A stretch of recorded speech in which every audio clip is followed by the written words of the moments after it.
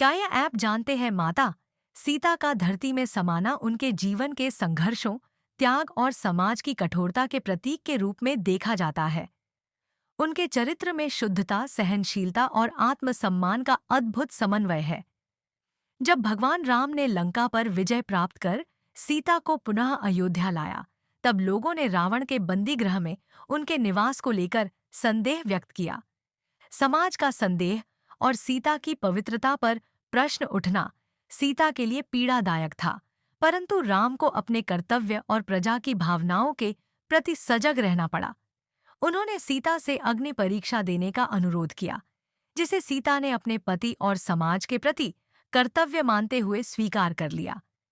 अग्नि परीक्षा में सफल होकर सीता ने अपनी शुद्धता सिद्ध की। फिर भी समाज का संदेह समाप्त नहीं हुआ। कुछ समय बाद अयोध्या में जनमानस में सीता की पवित्रता को लेकर पुनः शंका उत्पन्न हुई। प्रजा के इस संदेह के कारण राम ने अपने राजा के धर्म और प्रजा की भावना का सम्मान करते हुए सीता को वनवास देने का कठिन निर्णय लिया। यह राम के जीवन का सबसे कठिन निर्णय था, जो कि केवल प्रजा के हित के लिए लिया गया था। वन में सीता ने वाल्मीकि महर्षि के आश्रम में निवास किया और अपने दोनों पुत्रों लव और कुश का पालन पोषण किया। उन्होंने अपने पुत्रों को मर्यादा, धर्म और कर्तव्य का महत्व समझाया, जिससे वे महान योद्धा और आदर्श पुरुष बन सके। इस प्रकार सीता का वनवास काल उनके लिए केवल कष्ट का समय नहीं था, बल्कि यह उनकी मातृत्व और साहस का अद्वितीय उदाहरण भी था। जब लव और कुश ने राम के समक्ष अपने पिता की पहचान उजागर की, तब राम ने सीता को पुनः अयोध्या आने और राजमहल में लौटने का प्रस्ताव दिया। लेकिन सीता के लिए यह अत्यंत कठिन स्थिति थी। उन्होंने अपने जीवन में बार बार समाज की कठोरता और संदेह का सामना किया था।